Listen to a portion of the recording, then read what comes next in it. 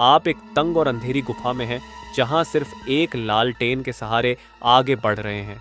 फिर अचानक लालटेन आपके हाथ से छूटकर गिर जाती है और टूट जाती है और आप घने अंधेरे में अकेले होते हैं।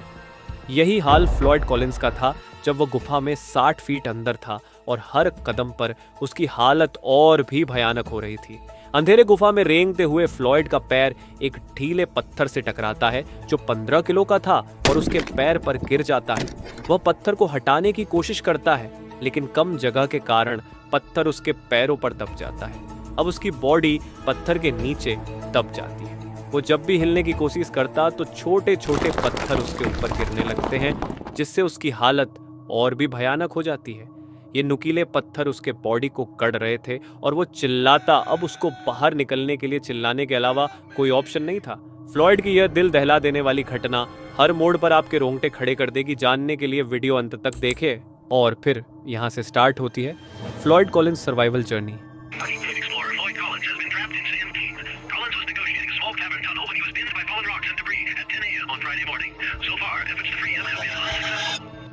अमेरिका में एक यूनिक सिटी है, केव सिटी, जहां दर्जनों भर केव्स है और वहां के लोगों की अर्निंग केव एक्सप्लोरेशन से ही होती है।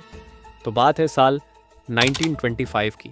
फ्लॉयड कॉलिंस ने अपने फादर के फार्म में एक केव एक्सप्लोर किया इस मोटिव से कि वहां टूरिस्ट आए और उनसे उसका प्रॉफिट हो।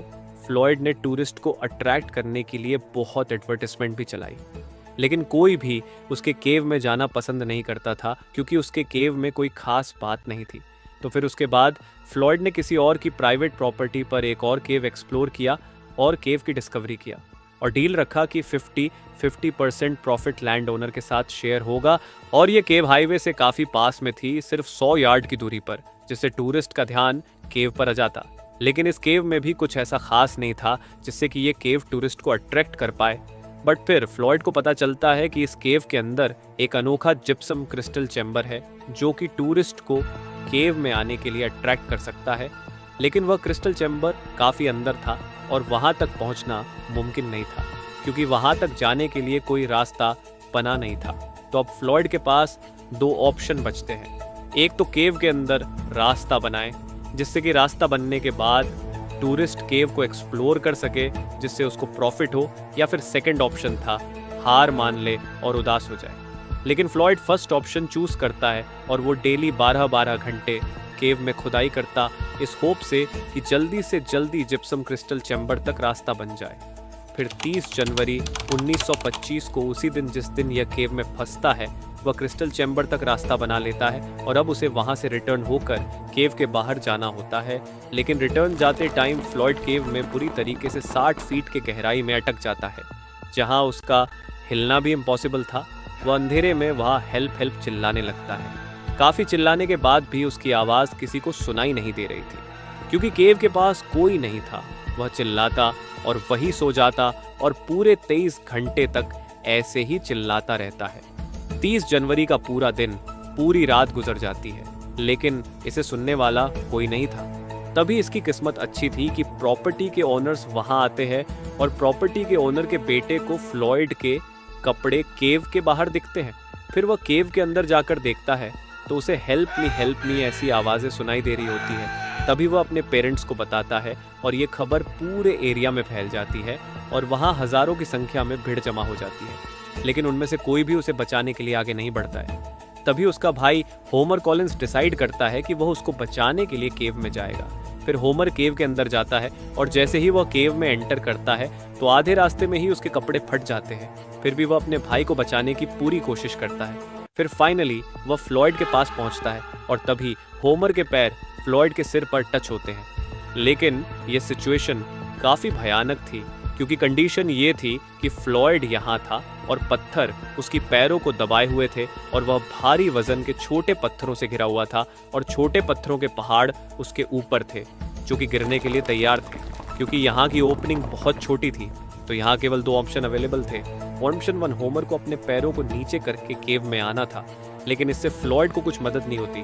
तो सेकंड ऑप्शन था कि मुंह के बल नीचे जाया जाए और फ्लॉयड के पैरों पर जो पत्थर है उन्हें हाथों से एक एक करके हटाया जाए। होमर ऐसा ही करता है।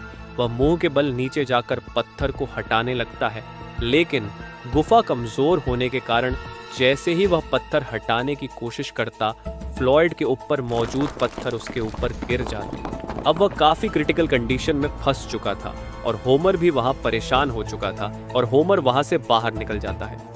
जैसे ही होमर केव से बाहर निकलता, न्यूज रिपोर्टर की भीड़ उसके आजू बाजू लग जाती है। वह फ्रस्ट्रेट होकर किसी को कुछ नहीं बताता है।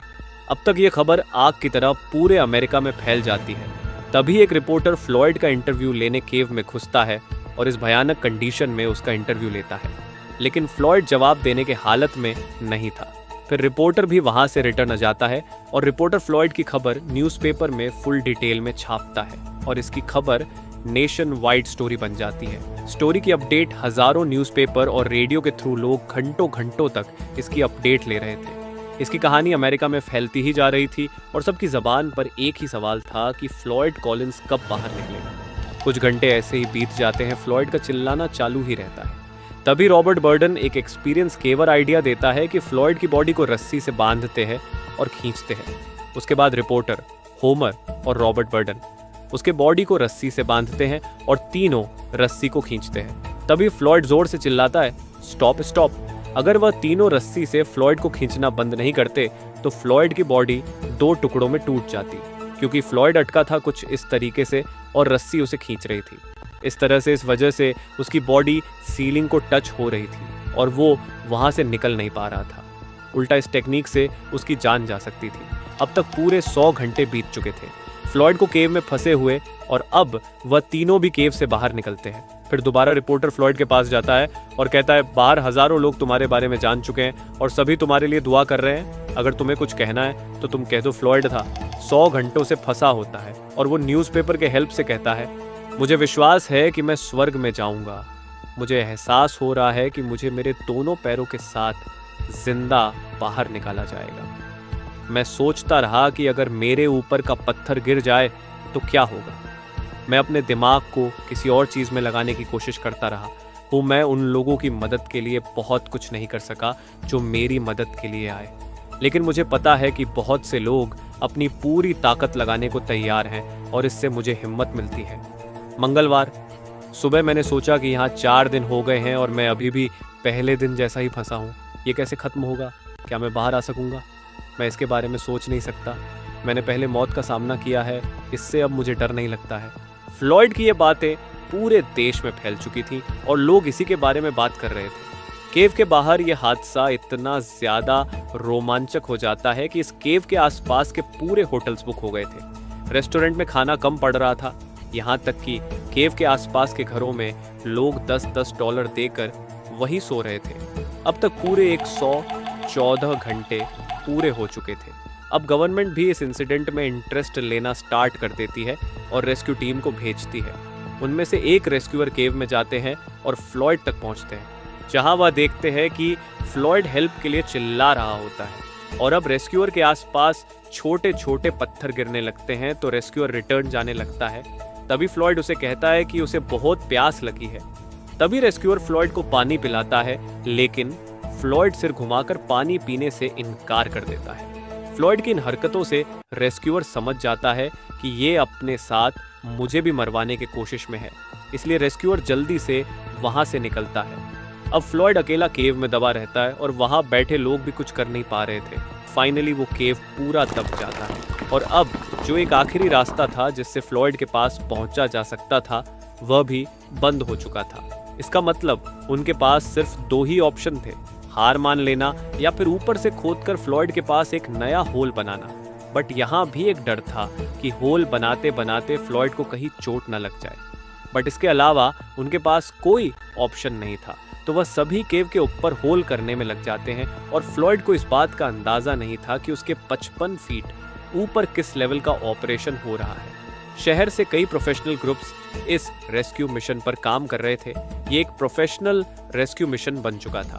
75 लोग इस रेस्क्यू में शामिल थे और वे हर घंटे 2 फीट जमीन खोद सकते थे, यानी 55 फीट खोदने में उन्हें लगभग 30 घंटे लगने वाले थे। फिर सवाल ये था कि क्या फ्लॉयड इतने समय तक जिंदा रह पाएगा। फिर भी टीम के मेंबर्स फुल स्पीड में काम कर रहे थे, लेकिन उनकी स्पीड धीरे धीरे कम हो रही थी। फ्लॉयड की सांसों की जानकारी एक रेडियो एम्पलीफायर से मिल रही थी। जिससे उसके जिंदा होने का पता चलता था। लेकिन 30 घंटों की बजाय अब तक 144 घंटे बीत चुके थे और टीम ने सिर्फ 44 फीट ही जमीन खोदी थी। तभी बारिश होने लगती है और ठंड में ओले गिरने लगते हैं, जिससे होल के कोलैप्स होने के चांसेस बढ़ गए। फ्लॉयड को फंसे हुए अब 15 दिन हो चुके थे और अब रेडियो एम्पलीफायर भी बंद हो गया था, जिससे फ्लॉयड के सिचुएशन का पता नहीं चल पा रहा था। फिर 16 फरवरी को फाइनली 55 फीट की होल बनाई जा चुकी थी और केव ओपन हो गई थी, लेकिन फ्लॉयड 17 दिन बिना खाने, पानी और गर्माहट के जिंदा नहीं रह सका। रिपोर्टर के अनुसार वह 3 दिन पहले ही मर चुका था। अगर यह मिशन 3 दिन पहले कंप्लीट होता तो फ्लॉयड को बचाया जा सकता था और फिर उसकी बॉडी को निकालकर एक मेटल के बॉक्स में चैन से बांध कर रखा गया और इस तरह फ्लॉयड का भयानक तरीके से अंत हो जाता है और इसी तरह छोटे बच्चे केव में फंस जाते हैं। उनकी स्टोरी ऊपर क्लिक करके देख सकते हो। Thank you.